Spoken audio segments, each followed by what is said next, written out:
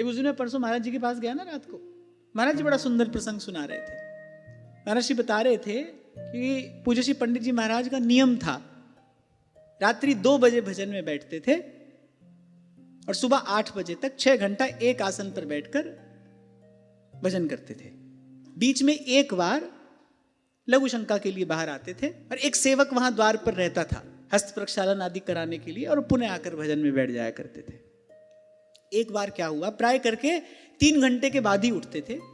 एक दिन क्या हुआ, 1 ही घंटे के बाद पूज्य श्री पंडित जी ने कुटिया का द्वार खोल दिया। अब सेवक तो सेवा में बाहर तत्पर बैठे ही थे, अंतरंग सेवक थे।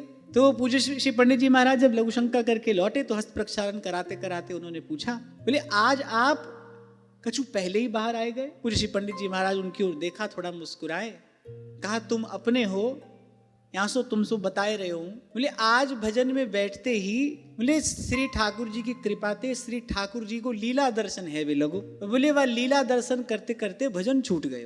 तो अब हमको लगो कि एक बार या कार्य से निवृत्त होके पुनः भजन में बैठना चाहिए, अपनो भजन को कार्य पूरा कर लेना चाहिए।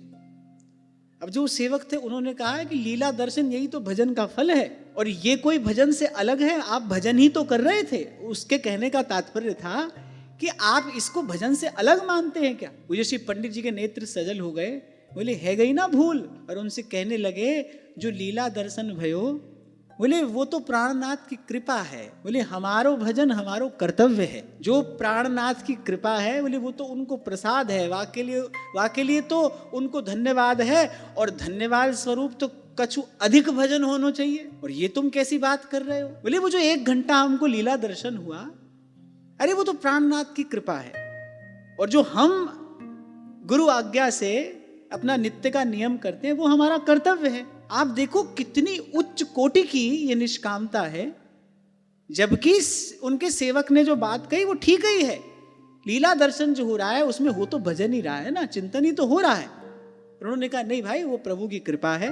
जैसे श्री कुंभन दास जी ने कहा आप यहाँ खेल रहे हो तो आपकी कृपा है, पर जो हमारा नियम है मंदिर जाएं, आपका दर्शन करें, आपके वैष्णवों का दर्शन करें, भगवदियों की चरण धूलि अपने मस्तक पर धारण करें, वो तो हमारा कर्तव्य है, वो तो हम करेंगे ही करेंगे। और ऐसे भक्तों के पीछे पीछे हों भगतन के पाछे फिर तो ध्रुवदास जी कह रहे किस लिए घूमते हैं? ध्रुवदास जी ने स्पष्ट कहा है सिद्धांत विचार में, बोले तिन की चरण रज निमित्त, मेरे भक्तों की चरण धूलि अपने मस्तक पर धारण करने के लिए श्री ठाकुर जी उनके पीछे पीछे चलते हैं।